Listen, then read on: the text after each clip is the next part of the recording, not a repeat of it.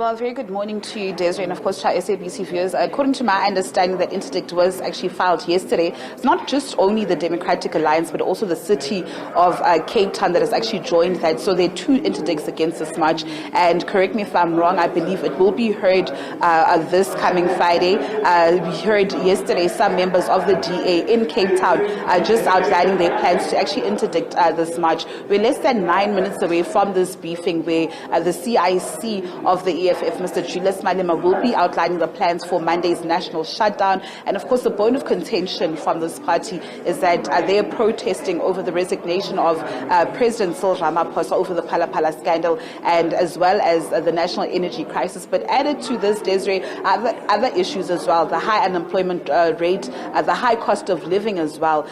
We do know that several EFF members, if not all of them, will be joining in this national shutdown, Desiree, as well as members of the UDM and SAF2 members who actually boast about 800,000 members, and that is a union.